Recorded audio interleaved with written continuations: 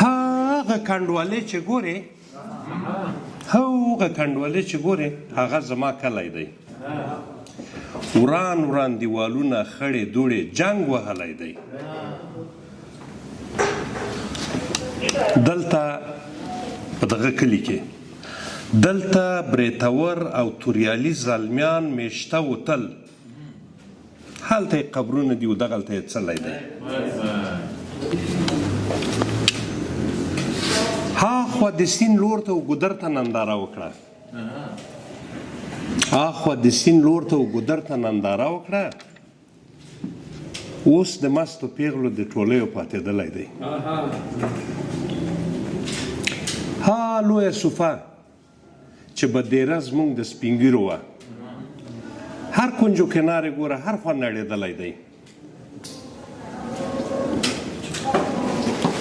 دا خو نو ډېر غله دي، ټولې برخې پکې شته، خو زه به یې را لنډ کړمه.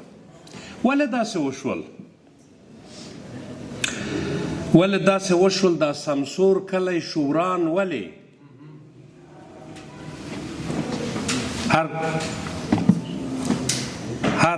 هره ونه بوټه یې په خپل لاس نړېدلی دی. دلیلونه یې چا به چې تحصیل درلود پیسو پسې به یې هڅې وي، چا به چې تحصیل درلود پیسو پسې به یې هڅې وي.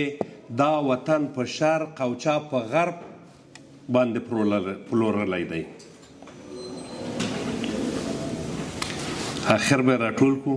راشه یې ملته، د قرآن په حکم ټول شو ټول. راشه یې ملته، د قرآن په حکم ټول شو ټول.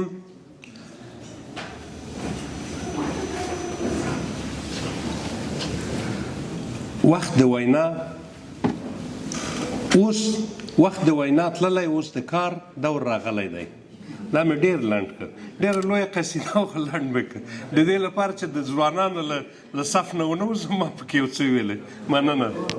وایي ګرانې که خندا کوي په سترګو کې، ګرانې که خندا کوي په سترګو کې، او سل ډوله وینا کوي په سترګو کې، او ټولې ستا وعدې دي میلاویږي نه، ټولې ستا وعدې دي میلاویږي نه، تل ته نن سبا کوي په سترګو کې، او شونډې د فتنې په خاموشۍ لري، شونډې د فتنې په خاموشۍ لري، او مکر نه ژړا کوي په سترګو کې. او خیر د آخري بیت به یې ووایو، منځ کې رانه هېر شول ټول. نن دې ملکزی په ځان مین کړلو، نن دې ملکزی په ځان مین کړلو، دغه څه بلا کوي په سترګو کې.